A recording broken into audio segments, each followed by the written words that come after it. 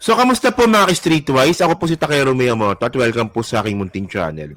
So, mga kababayan po, no, barado ngayon si Sara Duterte. Dito nga po, sa sagot nga po ni Claire Castro sa kanya. And by the way, mga kababayan, o nga pala, yung nirereklamo po natin kay Sara, yung nirereklamo po natin kay Sara na 600 million na confidential fund, wala lang pala yan, barya lang pala yan. Mas malaki po yung billion po na nawawalang pera sa DepEd. Mas mabigat po yun. Oo. Actually, hindi ko na dapat maungkat ito, no? Kung hindi po sumagot si Claire Castro. So, ito, para makuha natin yung point ko dito mga babayan, ito Ito po, galing po ito sa ano. Ito yung sinabi nga po ni Sara nung isang araw. So, wala daw po nakikita. Kinustyon ni Vice President Sara Duterte kung saan napunta yung 16 trillion utang na Pilipinas, hindi umano nakikita ng mga naging proyekto nito ayon sa BICE. Bakit 16 trillion na ang utang natin, wala pa rin tayo nakikita? Okay. So, actually, na-content na natin ito mga kababayan eh. Di ba? Na marami pang infrastructure po si PBBM. At mas marami pa po kumpara po doon sa build ni Digong. Actually, maganda lang po kasi talaga yung propaganda ni Digong, maraming naniwala. Pero in reality po talaga, mas marami po napagawa po si PBBM regarding po sa infrastructure. Okay. So ngayon, ang nakakatawa pa dito, actually napaka-illogical talaga eh. Yung hinahanap po ni Sara Duterte na utang po na Pilipinas, nasa 16 trillion, sinisi niya po kay PBBM. No, na parang walang inutang din yung tatay niya. Kung tutusin mga kababayan, si Digong po ang may pinakamalaking inutang, no, sa history ng Pilipinas. O, di ba? And then, actually, na-content na rin natin yan na hindi naman po kasi problema yung utang, basta okay po yung GDP natin. Di ba? So, balikan nyo nila yung topic ko na yun. Medyo maganda yung explanation natin dun eh. So, ngayon mga kababayan, ito yung sagot ngayon ni ano, ito yung sagot ni Claire Castro sa kanya. Napanoorin nyo to.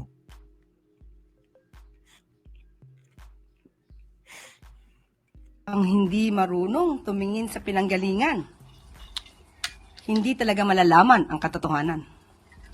Okay, ang tandaan po natin, ang utang na 16 trillion ay kabuuang utang ng gobyerno simula pa noong mga nakaraang administrasyon.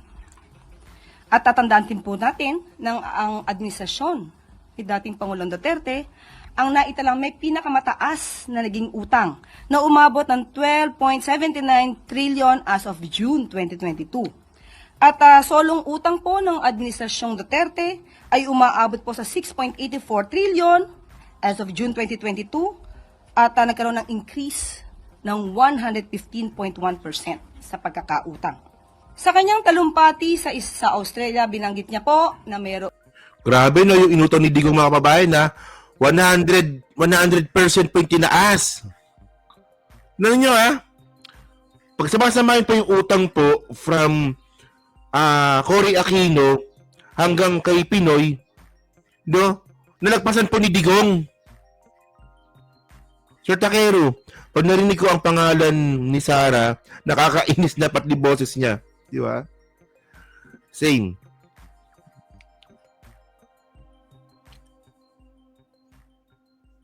%115.1% ang tinaas po ng utang natin noong panahon ni Digong.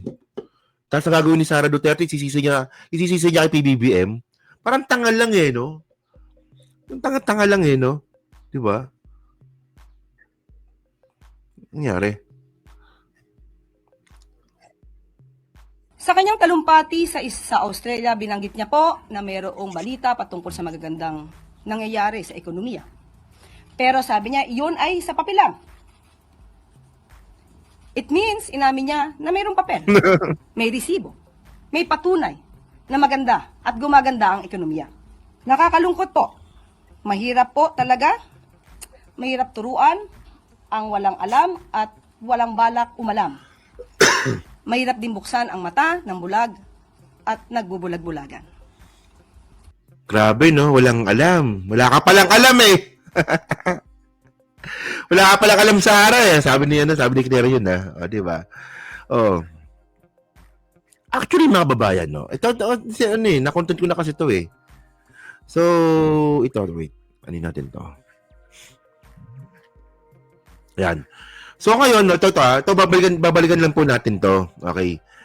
So, ang hirap po kasi nito, no, kapag wala ka talagang alam ng salita ka ng salita. Una sa lahat, mga kababayan kasi, kaya po nakakaroon po ng utang ang Pilipinas because of budget deficit. Doon lang naman talaga eh. Wala namang iba eh. Budget deficit po talaga yung pinakarason kung bakit po may utang ang Pilipinas. Every year po nangyayari po yan. Diba? Nung panahon po ni Digong, may budget deficit din. So ano ba yung budget deficit? Yung budget deficit mga kababayan, ito po yung kakulangan ng budget ng gobyerno natin kada fiscal year. O for example, di ba? Ngayong taon, magkano yung budget ng Pilipinas ngayong taon? 2025, 6 trillion. Ilo po kay Vancouver Gemox, no? So ngayon, di ba, 6 trillion po yung utang, 6 trillion po ngayon yung budget ng Pilipinas in one fiscal year. Kung ang nakuha lang po or kinita po ng gobyerno 5 trillion lang. So may kulang tayong budget deficit. May 1 trillion tayong budget deficit. So ang mangyayari dito, para makompleto po yung budget po ng isang taon, dalawa lang po pwedeng gawin. Magbawas ng budget o umutang. So ngayon, nangyayari po ngayon, umuutang na lang po. Kasi po, maganda naman po kasi yung ano natin, ang tawag dito parang credit line ng Pilipinas po sa World Bank or sa buong mundo. Gumaganda po ang ekonomiya ng Pilipinas kung bakit po tayo nakakautang. O, di ba? So ngayon mga babayan, in short, kaya po nakakaroon ng utang ng Pilipinas kasi nga po may budget deficit at ito po ay para po sa ahensya ng mga gobyerno. Kasama po dito yung DepEd at saka OVP. So ngayon, yung party po ng inutang ng Pilipinas, nakatanggap po si Sara doon. At yung party nga po ng inutang na natanggap ni Sara, ang party din po doon, may anomalya. Yung confidential fund. At bukod doon mga babae, na pinakamabigat dito, yung nireklamo po natin confidential fund kay Sara Duterte, ano na pala yun, tip of the iceberg lang pala yun. Kasi, ang mabigat dito, kita mo ha, dahil kay Claire, nalaman ko to. Ito nabalita lang din to ngayong taon lang din. Hanggang ngayon, hindi pa rin po ito naayos. 12.2 billion disallowed DepEd funds eyed as evidence versus BP. Yan mo. Walang kwenta mga kababayan yung 6 million. Kung kukumpara po natin ito sa 12.2 billion na nawawalang pera ng DepEd. Nung si Sara Duterte po, yung may hawak or secretary ng DepEd. Lupit, di ba? Lupit eh. Oh. Tignan nyo to, sabi dito. Okay. Oh. Some 12.2 billion worth of questionable transaction in the DepEd flagged by the Commission on Audit but remain unresolved could also be used as evidence in the impeachment trial for Vice President Sara Duterte, an administration lawyer said yesterday. Oh. So bukod nga po doon sa mga plunder case nga po na nakasama nga po doon sa impeachment trial nga po ni Sara, ang malupit dito, mapapasama po sa ebidensya yung 12 trillion. 'Di ba? 12 trillion po na nawawalang pera sa DepEd. Well, the red flags keeps piling up. First, it was 125 million in confidential funds spent in 11 days. So, palaki siya ng palaki.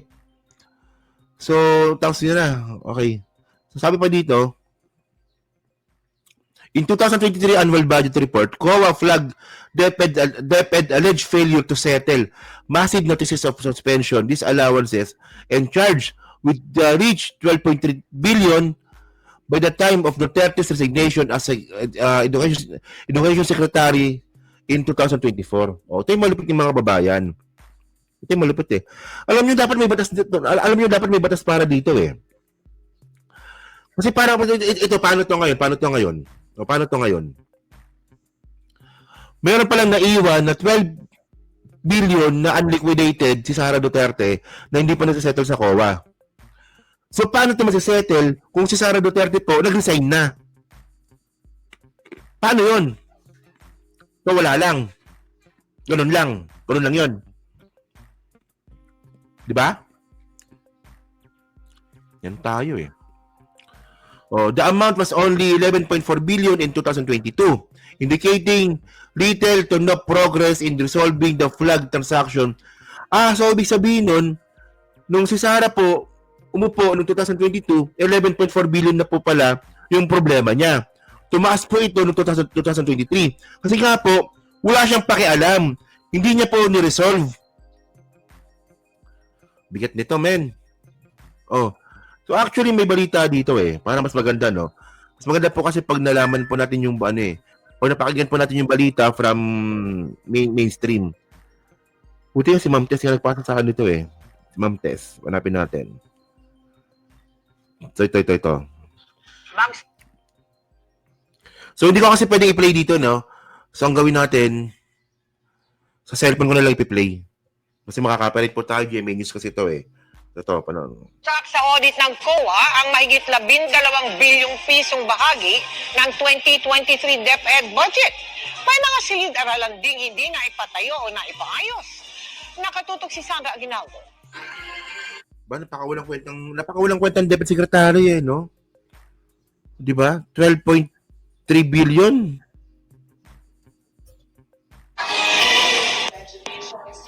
Taong 2023 panahong DepEd Secretary pa si Vice President Sara Duterte, may mga sinitang paggamit ng pondo ng Department of Education, ang Commission on Audit o COA. Sa audit report ng COA sa Department of Education taong 2023, sinabing merong kabuuang 12.3 billion pesos na hindi nakapasa sa audit at kailangang isettle ng DepEd. Base sa Tandaan nyo ha, 2023 pa to. So hindi na mahabol. Hindi na mahabol to. Kasi nga, si Sara wala na nga po sa DepEd. Kaya naman pala mga kababayan, no, na si Sara pala may pambayad po sa abogado kay Kaufman na 100 million a month. Kaya naman pala na may pambayad pala si Sara dun po kay Fortune Darbasa Salazar Law Firm na 20 million. Bilyon pala yung nawawalang pera sa DepEd. Di ba? Grabe kapal ng mukha nito eh, no? Sabing merong kabuuang 12.3 billion pesos na hindi nakapasa sa audit at kailangang isettle ng DepEd. Base sa 2023 audit report, nagpalabas ang COA ng mga notice of suspension na nagkakahalaga ng mahigit 10 billion pesos. Mga notice of disallowance na nagkakahalaga ng 2.2 billion pesos at mga notice of charge na nagkakahalaga ng 7.38 billion pesos. Ayon sa COA, ang notice of Malinaw ba yung audio? suspension ay mga transaksyon o account na mukhang illegal, hindi nararapat o irregular kung hindi ito maipapaliwanag ng husto. Nagpapalabas naman ng Ayan ha. notice of So sabi ng COA yun ha. ay mga Irregular, illegal, kung hindi mapapaliwanag ng gusto. Lupit eh, no? transaksyon o account na mukhang illegal, hindi nararapat o irregular kung hindi ito maipapaliwanag ng husto. Nagpapalabas naman ng notice of disallowance ang COA kapag hindi nakapasa sa audit dahil illegal, irregular, magarbo at iba pa ang pinagkagastusan. Nabibigyan naman ng notice of charge ang isang ahensya kapag kulang ang revenue o receipt na kailangan matanggap ng ahensya dahil sa kakulangan ng appraisal, assessment o collection. Base sa COA report, karamihan ng mga hindi na-settle na notices noong 2023 ay sa DepEd regional offices. Batay sa 2023 audit report sa ahensya, 192 lang sa target na 6,379 classroom ang naitayo ng DepEd noong 2023. Sa 7,550 classroom naman na dapat i-repair noong nakaraang taon, 208 lang ang natapos. 2,135 ang kasalukuyang nire-repair, habang 5,207 ang hindi pa sinimulan.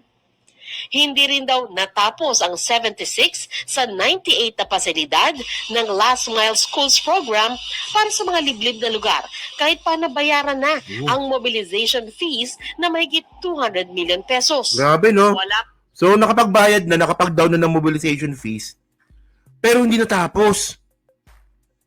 Oh. Hindi na simulan. Sorry. Tindi, no? 200 million po. O saan napunta yung 200 million? So, ang maganda dito mga kababayan, no? Sabi nga po ng mga congressman natin, yung mga nawawala pong pera po sa DepEd po na yan, papapasama po ito sa ebidensya sa impeachment trial. Kaya kailangan po talaga matuloy po yung impeachment trial po talaga ni Sara. Di ba? Pangkomento ang Office of the Vice President sa ngayon. Sa isang statement, sinabi naman ng DepEd na may printed copy sila ng report mula sa COA Audit Team.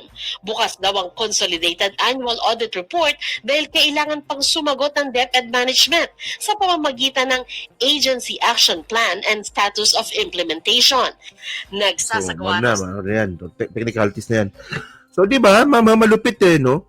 So, ngayon, ito yung sinasabi ko eh. No? Ang kapal-kapal ng mukha ni Sara Duterte para hanapin yung nawawala daw, sabi niya eh. Nawawala yung inutang, hindi natin makita. O yung inutang po, yung parte po ng inutang doon ng Pilipinas na hinahanap mo, nabigay sa'yo. At yung 600 million po doon, no? Ayan po ang dahilan kung bakit may impeach sa confidential fund. At bukod doon mga kababayan, yung parte po na inutang natin na binigay kay Sara Duterte, na parte din po ng ginamit ni Sara na budget niya sa DepEd, meron pong disallowances o nawawala po, sabi po ng COA. So ikaw ang dapat magpaliwanag. Gaga ka ba? Bobo eh, no? Bobo talaga eh, no? So, yun, no? So kayo po mga babae, no? So kayo po, no? Ano po masabi nyo nga po dito sa, di ba? Kasi ang labas nito kay Sara, back to you. Di ba? Ikaw naghanap, yun naman pala, ikaw pala dapat hanapan. Di ba? Pero so kayo po, no, pumasabi nyo nga po dito po sa kalokohan po nga po ni Sara. No? So, ano po, hindi kayo ba, nagulat ba kayo na nawawala palang pera sa DepEd? 12 trillion? Ay, 12 billion? Trillion tuloy. 12 billion? O nga, nagulat nga ako eh. Di ba? So kayo po, no, so pa-comment lang po sa baba. Binabasa ko pong lahat yan. At syempre, dyan po sa Team Replay, pa-like, pa-subscribe. At kung hindi naman kalabisan, pa-share na rin po ng video po na to. Yan, so thank you mga kababayan. Kita na lang ulit tayo sa susunod nating content.